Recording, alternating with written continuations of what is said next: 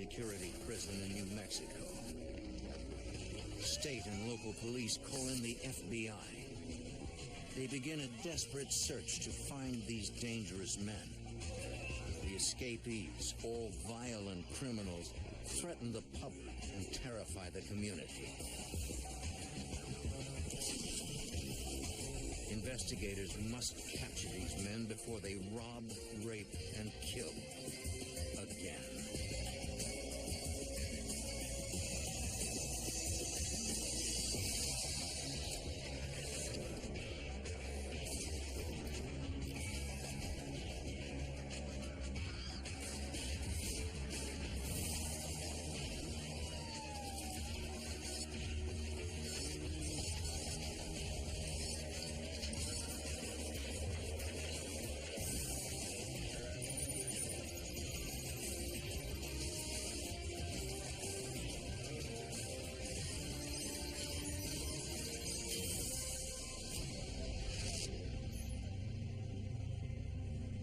In 1987, the New Mexico Penitentiary housed hundreds of violent offenders, rapists, killers, men that juries put behind bars to protect society. On July 4th, 7 of those men escaped. I'm Jim Kallstrom, former head of the FBI's New York office. It was one of the worst prison breaks police and the FBI had ever faced. For the innocent people caught in the prisoners' paths, it was the most terrifying ordeal of their lives.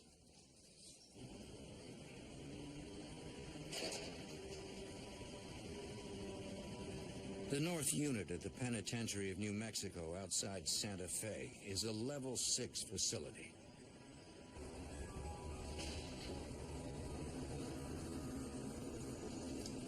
Open up E3. It houses some of the state's most violent offenders. Armed robbers, rapists, and murderers. Convicted killer William Gilbert is the assigned janitor for his cell block.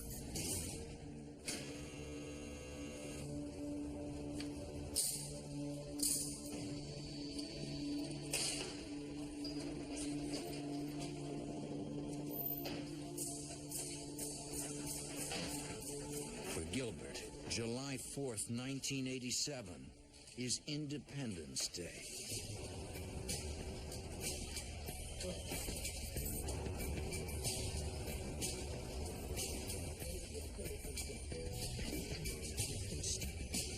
me your name and you get Wilson to open the door. He forces his way into the control room. Get down! Get down! Come on! Move it! Get away! Gilbert releases 6 other inmates.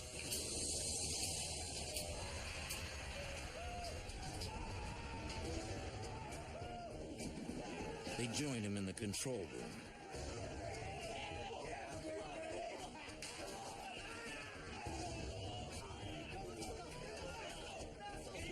The inmates climb a ladder to an emergency hatch that leads to the roof.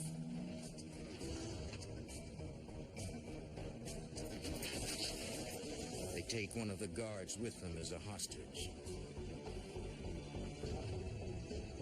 The inmates walk along the roof searching for an exit. They are looking for a spot where the perimeter fence meets the building entrance so they can jump to the ground.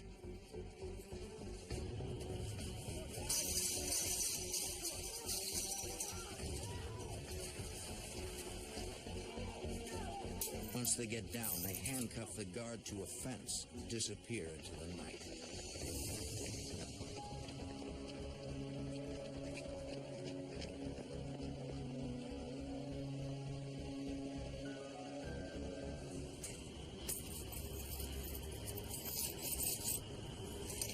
The guard quickly frees himself and goes for help.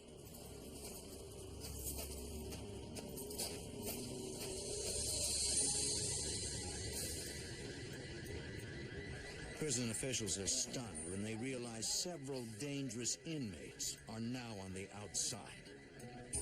Somehow, Gilbert got a gun inside the prison. He managed to get past the unit's security in less than 2 minutes. Because of budget cuts, there was no guard in the tower overlooking the roof area where the men escaped. Also, the security sensors on the roof were not functioning. The prison officials have no idea if the inmates were aware of this or if they just got lucky.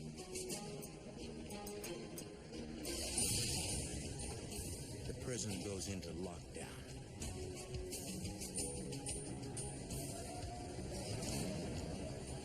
Officials begin a search of the immediate area around the prison.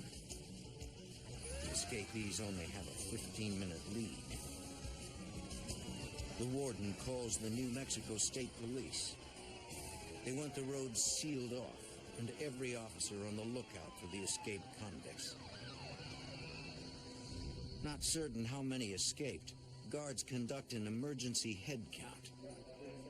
They find 7 inmates are missing from the North Facility, home to the prison's most dangerous inmates.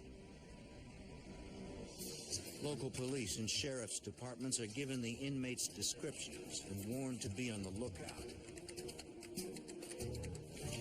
Prison officials brief investigators from the New Mexico State Police. Former Lieutenant Mark Radosevich.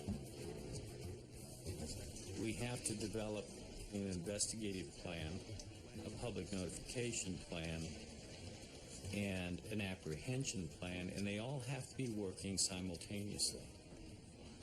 If we fail to do them in an appropriate manner or in a timely manner, the results could be devastating.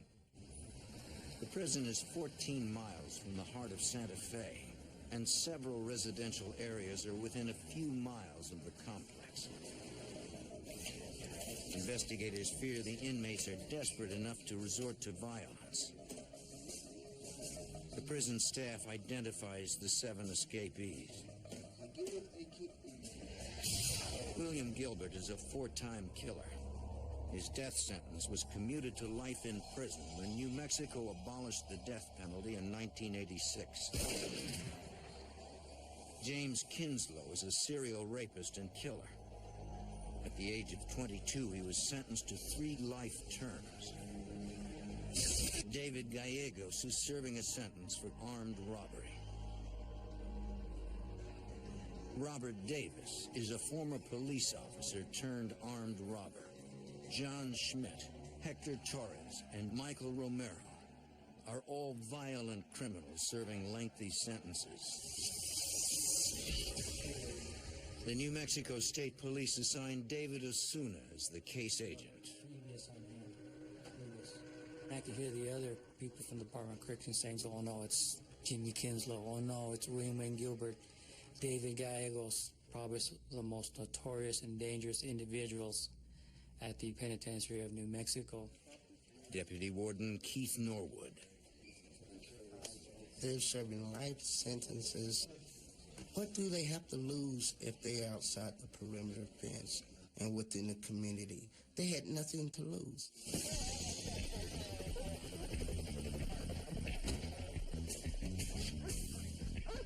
The time factor in catching an escapee is critical. You have 24, 48 hours to catch these individuals. After that, there's a good chance that they've gotten outside the perimeter. As minutes turn to hours, state and local police expand the search area to a 10-mile radius around the prison. Carlos Maldonado was a criminal investigator with the New Mexico State Police at the time of the breakout. We went into each cell and brought out clothing from each of the escapees, and we sent them with the dog handler. And they would go out in the perimeter of the facility and start seeing if they could pick up a trail. The immediate need was to apprehend and recapture these individuals before they used any sort of violence against our citizens. The stress level for us in the law enforcement arena was considerable. This was one of the most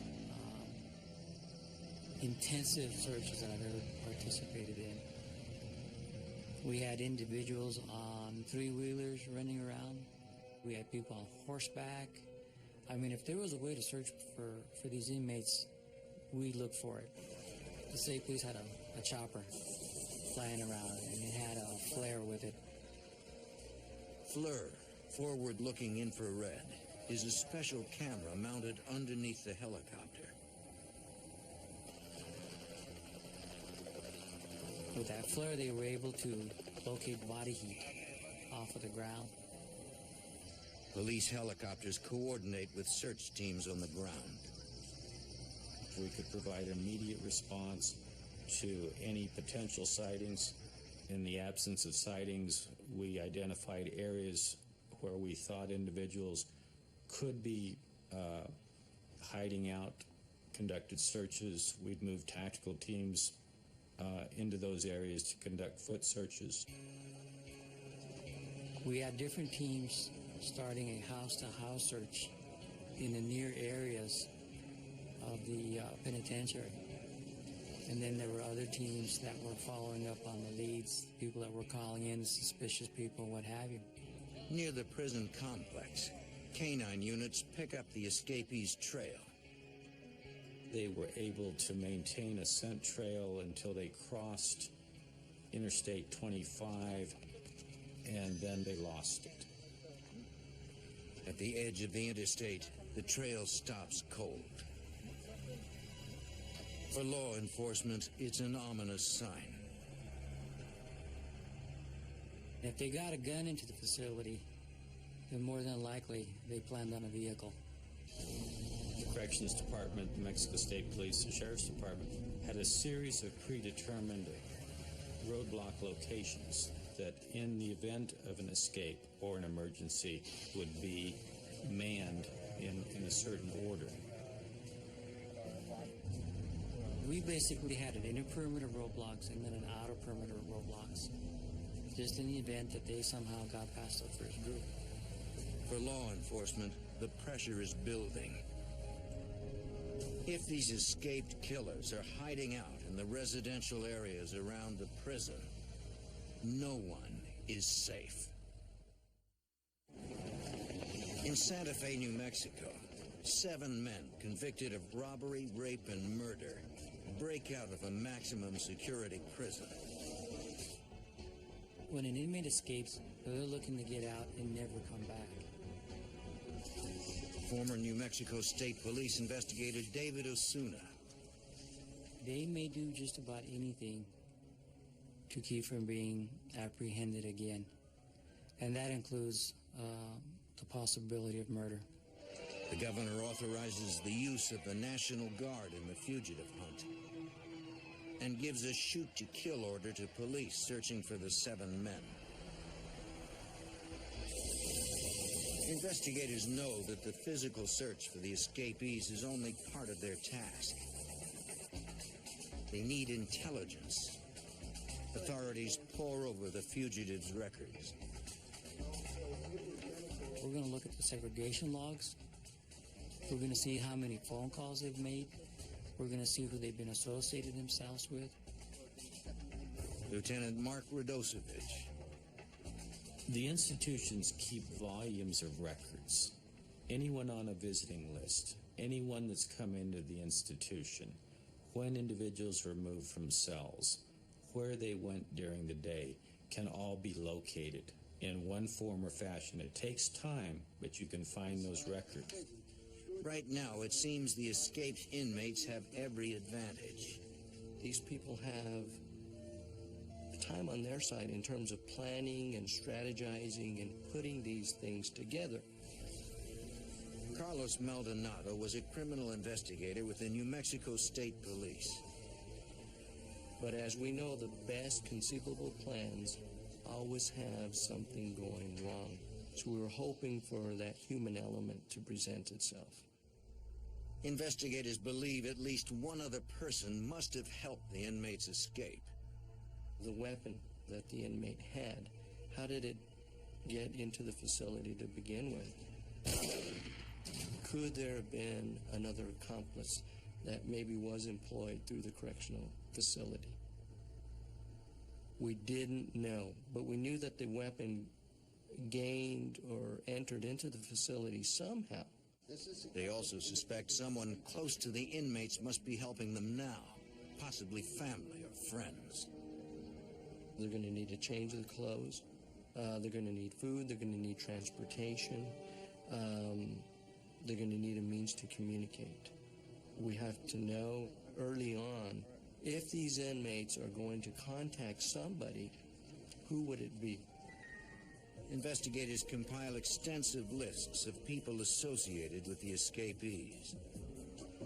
We wanted to know exactly who was visiting with who and to find out if it's another inmate that they showed particular interest in, maybe their family members. So we tried to expand that net as much as we could without depleting resources to the point where you reach the point of diminishing return. It's a huge undertaking. The FBI joins the search. Former special agent in charge of the Albuquerque FBI office, William Brannon.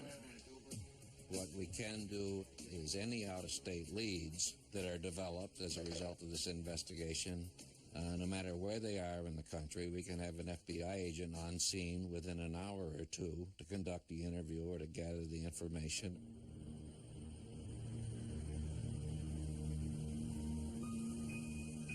At the prison, state police investigators question the inmates, but they have to do it carefully.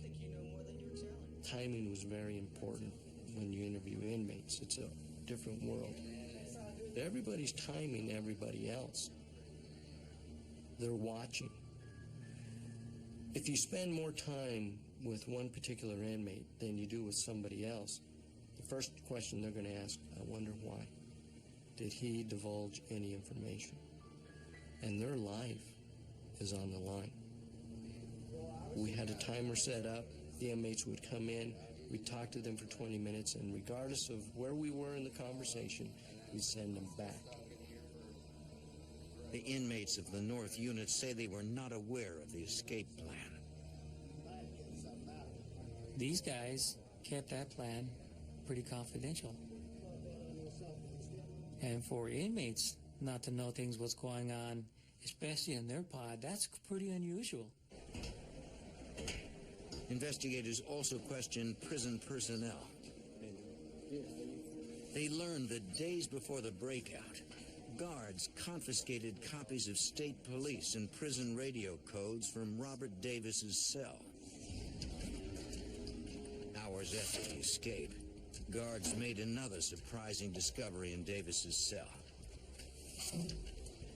Aeronautical charts and maps of Mexico. Was that truly part of a plan to take a plane, to hijack a plane, to drive to Mexico? Or is it to send us off in a direction 180 degrees from where they're really at? This was not an escape of opportunity. It was well planned. High-risk individuals. They were highly motivated. Investigators need help and appeal to the public. We want the local people to key on these individuals. Police released the fugitives' mugshots and rap sheets to the press. Thousands of calls overwhelmed police hotlines. Anybody who saw anything unusual in Santa Fe or within 40 miles of Santa Fe were calling the police departments or the Crime Stoppers hotline reporting suspicious or unusual activity. 2 days after the escape, a homeowner in Santa Fe reports a break-in at his house. Police find a prison jumpsuit. The find indicates that some or all of the inmates may still be in the Santa Fe area. Then on that same day, 2 miles from the penitentiary of New Mexico, at a local racetrack, a security guard makes his rounds. The security guard, who was on his toes, saw this individual walking through the racetrack. Come here. Where you going? Come on over here, sir. He confronted the individual, and after a quick discussion, realized this was probably one of our escapees. He was able to handcuff the guy, call local officials. New Mexico State Police identified the trespasser as Hector Torres, one of the 7 escaped inmates.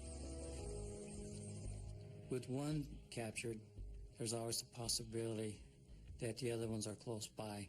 One inmate has been found. Authorities dispatch a SWAT team to the racetrack to search for the other 6 convicts. If the other men are hiding at the track, police have them cornered. But that is when these men are most dangerous. Tonight on outside of Santa Fe, New Mexico, 7 convicts escaped from a maximum security prison.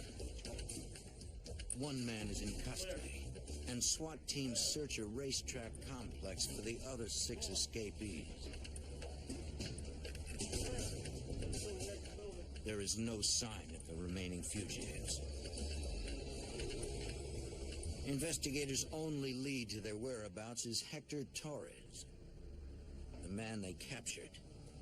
Where are the rest of the guys? Carlos Maldonado was a criminal investigator with the New Mexico State Police. When we interviewed him, he said he walked for hours. Didn't know where he was going. Just continued walking and walking and walking. And he said, before I knew it, and he was so fatigued, he was tired, he wound up back at the penitentiary. Torres claims he knew nothing about the escape before Gilbert opened his cell. He just knew that he was free for the moment and took advantage of that. According to Torres, 4 inmates stuck together: Gilbert, Davis, Kinslow, and Gallegos. But the rest pretty much just scattered in different directions. Investigators suspect these 4 prisoners planned the escape. Gilbert only released Torres, Romero, and Schmidt to distract law enforcement. Former FBI Special Agent in charge, William Brannon. It was a pretty good thing to do as far as the ringleaders were concerned, because they would put these people loose and out there, and who didn't have a plan, who didn't know where they were going to go. This would certainly occupy law enforcement in running these individuals down. The men pose an incredible threat to the citizens in the area. There was no doubt in law enforcement mind that there were going to be home invasions, and that these people, they had to seek food, they had to seek shelter, and they had to seek transportation to get out of the area. On July 7th, authorities' worst fears are realized. In a suburb of Santa Fe, a teenager babysits her young cousin.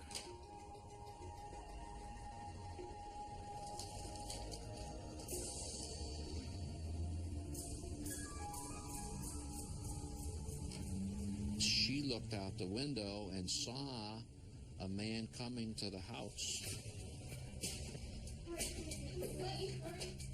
She was so paranoid, as everybody was in Santa Fe. She was able to call the police to say that somebody suspicious was approaching. One of those guys is trying to break in. Oh no, he's trying to break into the window. Oh no, he's at the door. He's at the door. Please come, hurry. Put the phone down! Put the phone down! What do you want? I need something to eat. I need some food. I need some food. Come on. Incredibly, the intruder only steals a bag of bread, then flees. Police arrive quickly. Investigators ask the teenager if she can identify her attacker. Former New Mexico State Police investigator David Osuna. This young lady identified David Gallegos as one of the escapees who broke into her house. SWAT teams converge on the area. Law enforcement officers searched every home within a mile radius during that time looking for the escapees.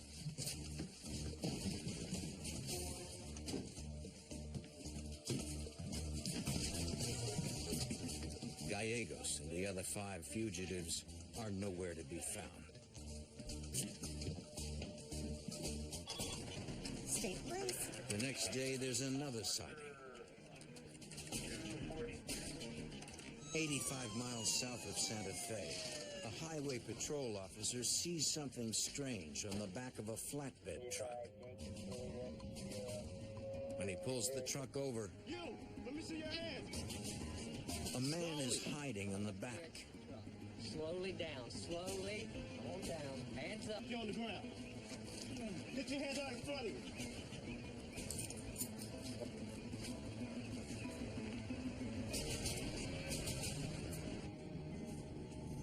It is one of the escapees, former police officer turned armed robber, Robert Davis. All right, tell me about The New Mexico State Police questions Davis. what you want to do from there.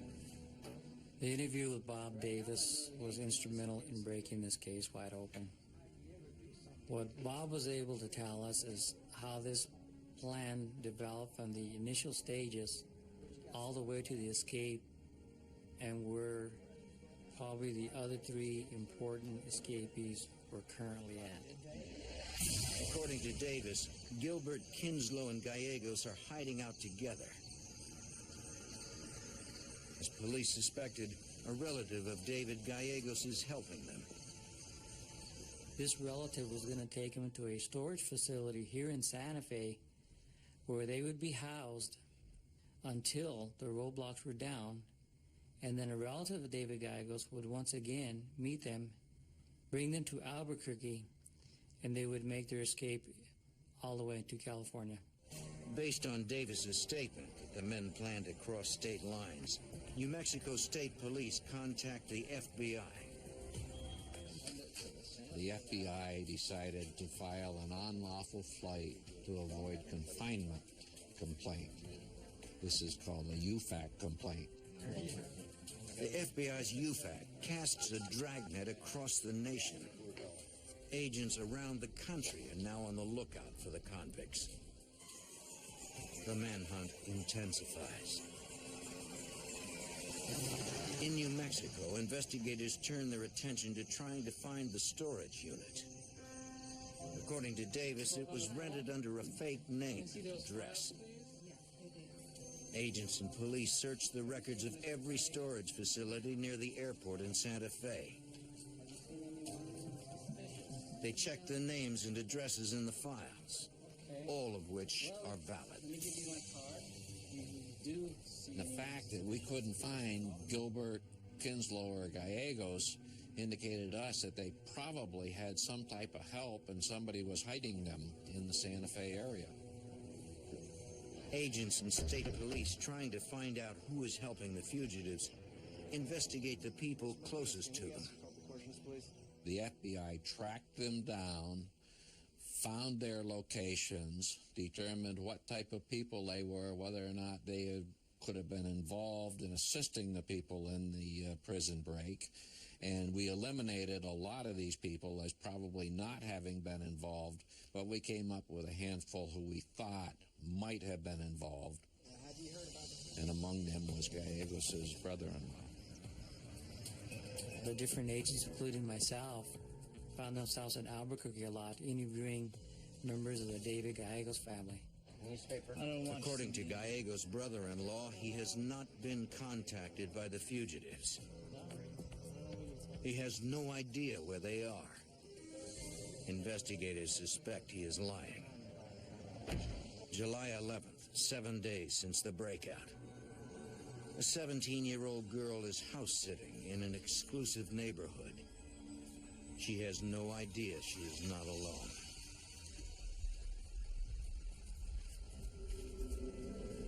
Two gunmen suddenly appear.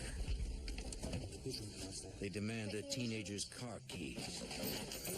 Didn't hear nothing, didn't see nothing. She notifies the Santa Fe police. As an officer responds to the scene, he spots two of the fugitives coming straight at him. 410 vehicle spotted in pursuit. The officer swerves just in time.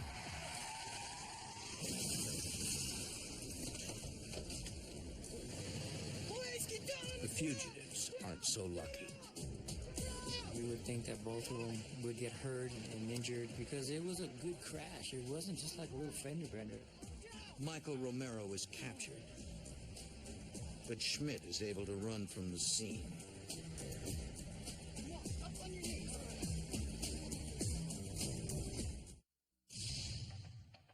In New Mexico, 3 prison escapees have been recaptured. 4 are still on the run. On the morning of July 11th, a Santa Fe resident notices a blood trail leading to his garage. He notifies police. The house is in the neighborhood where Michael Romero was arrested and John Schmidt disappeared the night before. Officers follow the trail of blood to the homeowner's garage.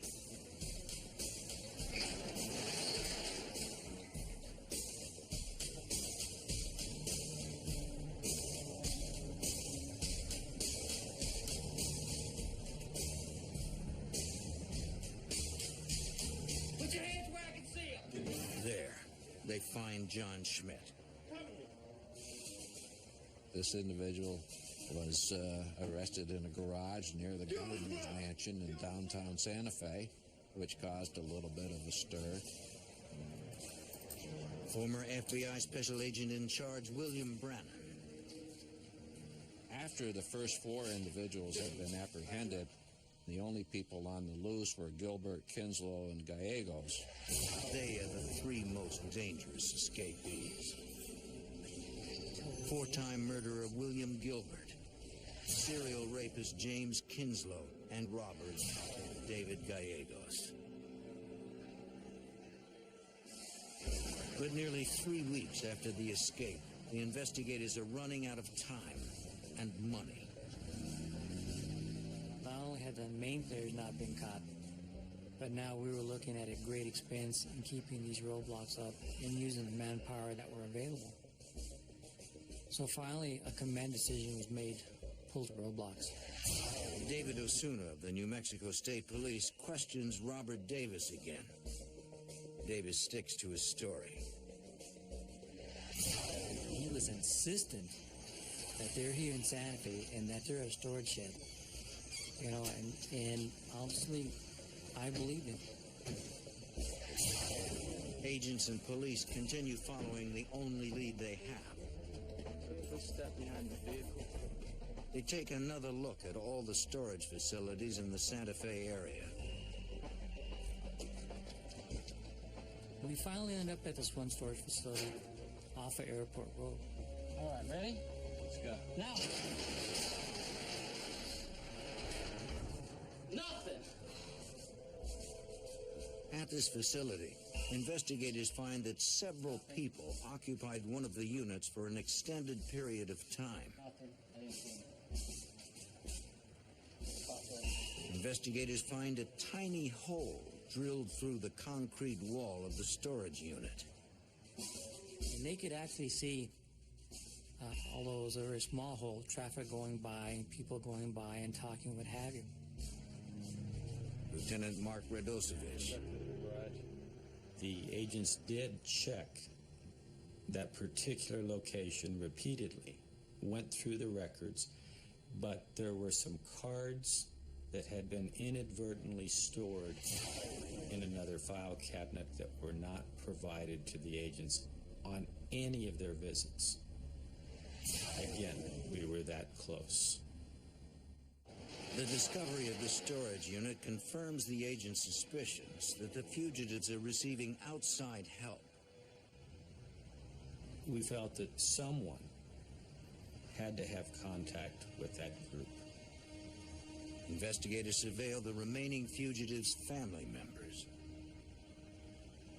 Former New Mexico State Police criminal investigator Carlos Maldonado. We use a technique where it's not aggressive, but it's obvious surveillance. Where they look out the window, they know that you're parked out there. 37, go ahead.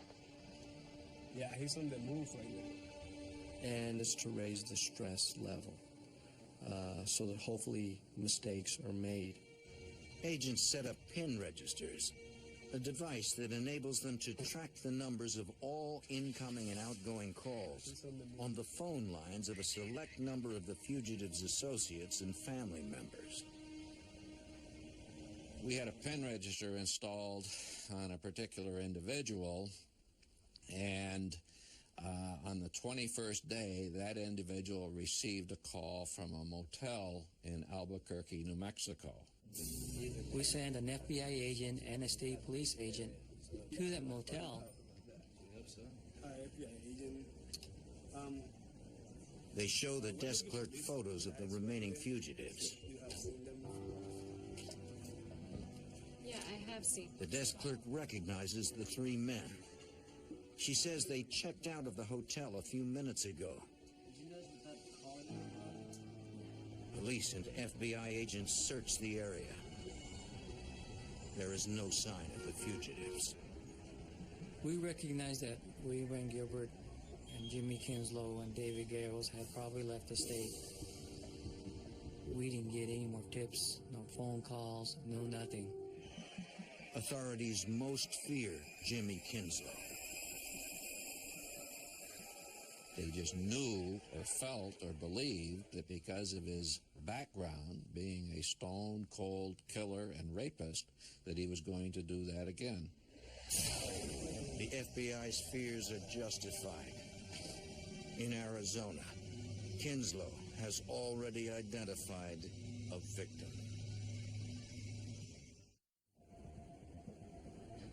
Seven inmates make a daring escape from prison. Only 3 escapees remain free.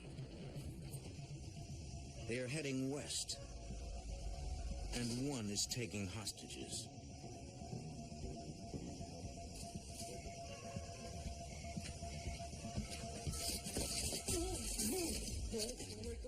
Convicted murderer and rapist Jimmy Kinslow forces his way into an Arizona home. He demands to know if there are any guns inside.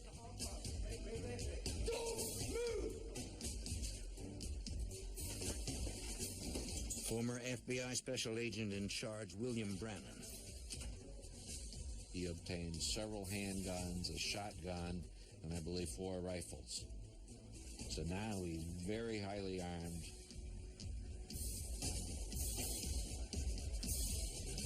He forces the entire family into the car.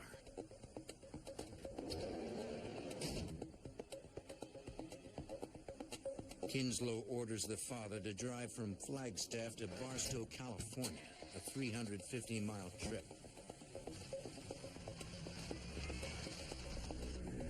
In Barstow, he holds the family hostage in a motel room. 3 hours later, he leaves the motel. He takes the couple's 11-year-old daughter with him. He leaves in their car with the 11-year-old and leaves the area.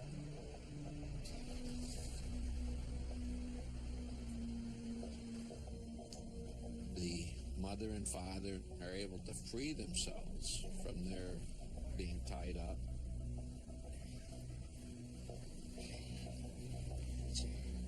Go get the police, quick. Oh, hurry, please. They notify the Barstow Police Department. Barstow police immediately contact the FBI. He's got my little girl. The FBI responded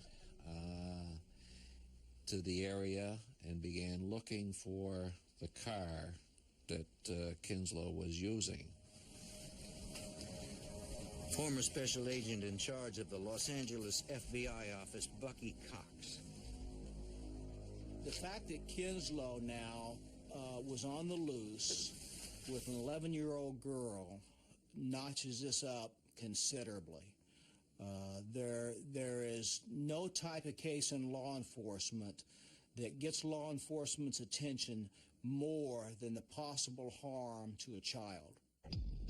Agents and police searched the streets looking for the abducted family's van. 2 hours later, they get an incredible break. The 11-year-old girl approaches a police car in Garden Grove, California, 115 miles from Barstow. All right, hold on a second. She tells the police officer she was abducted in Flagstaff, Arizona by an escaped convict along with the rest of her family. What's happening? The kidnapper drove her around for several hours before dropping her off behind a restaurant. And says to her, "You stay here. I'm going to come back. If you're gone, I'll find you." Well, as soon as he left, she disobeyed that order and walked out to the street and flagged down a patrol car. She gives police an accurate description of Jimmy Kinslow. According to the girl, the kidnapper is still driving her father's car. She tells them she overheard him making plans to meet friends at a trailer park somewhere nearby. Garden Grove police spread out and searched the area looking for the abducted family's car. They quickly spot it. Garden Grove didn't approach that vehicle. They backed off of it to establish their surveillance to see if they could catch someone coming to that vehicle. They backed off in such a manner as not to tip anybody off that they were in the area and had any interest in that vehicle. An FBI SWAT team sets up a forward command post in a strip mall 2 blocks from the trailer park. Garden Grove detectives maintain surveillance on the van. All of a sudden, an excited voice came across the radio. The lights are on in the van, and it's fired up. Meaning somebody had started the van, turned the lights on, and seconds later, the van is moving. It's rolling. Vehicle's about to move. It's backing up.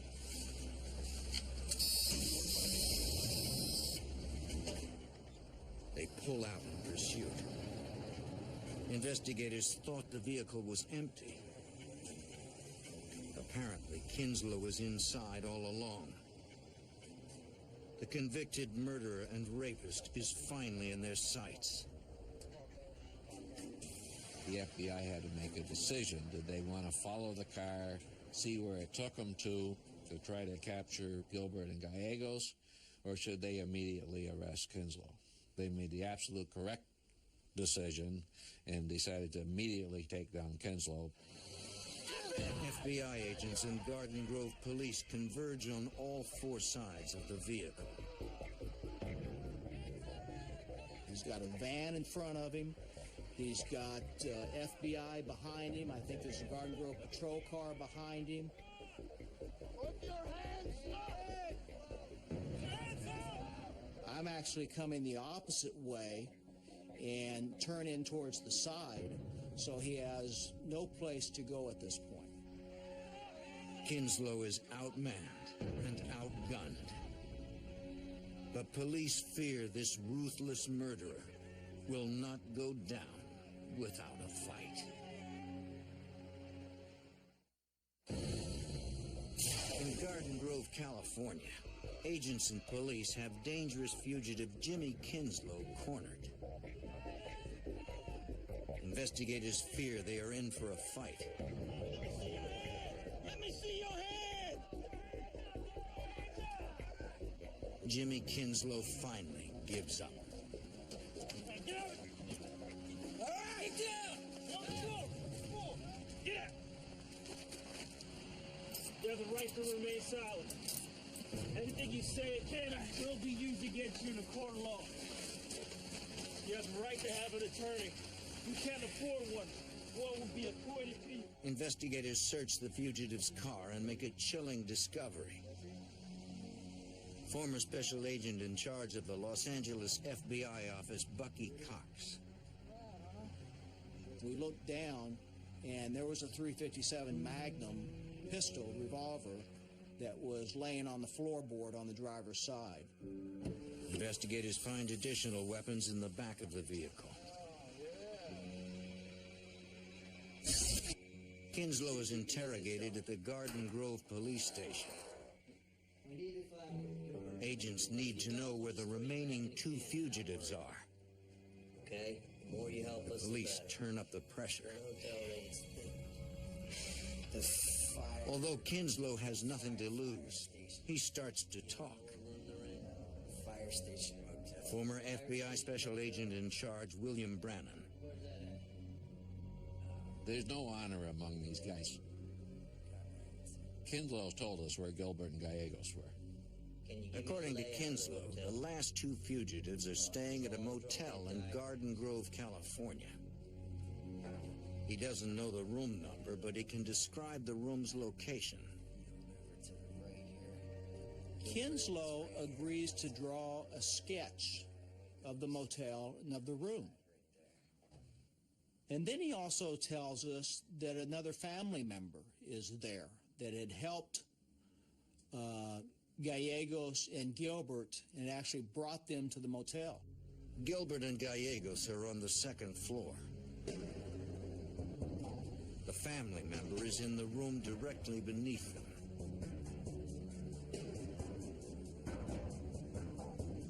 From their command post 2 blocks from the motel, the FBI decides whether to raid the rooms. Fugitives are armed. They have nothing to lose. And the motel is full of innocent people. Sketch that I drew based on information. We could get, in law enforcement terms, burned. They'll spot us, and now we've got really a dangerous situation on our hands. Conversely, if we hit the wrong room, then it's going to wake up the whole neighborhood, and we've got a dangerous situation on our hands. So we weighed the options. It's a risky operation, but losing the fugitives is even riskier. The FBI decides to raid the motel rooms. All straight, ready to go. So here we had 2 separate rooms, one where the remaining 2 escapees from New Mexico are located, and the other one where the people who assisted or facilitated the escape are staying. Ready to go? Let's do this thing. All right. So what we decided is we are going to do a SWAT entry on the room with the 2 fugitives, and we are going to do basically a knock and announce on the room down below as soon as the flashbang goes off. At 6:30 a.m., an FBI SWAT team forcibly enters room 243 at the motel. No knock was made. The device called a flashbang was thrown in. It immediately disorients whoever is in the room.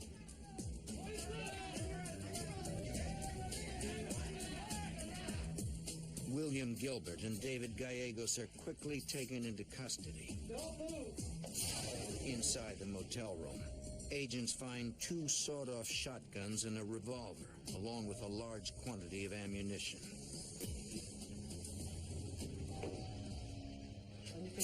I think once these 3 individuals got to the motel, they probably figured that they had pulled it off and that they were going to get off scot-free. But not so, because technology and law enforcement caught up with them. All 7 fugitives are finally back in custody.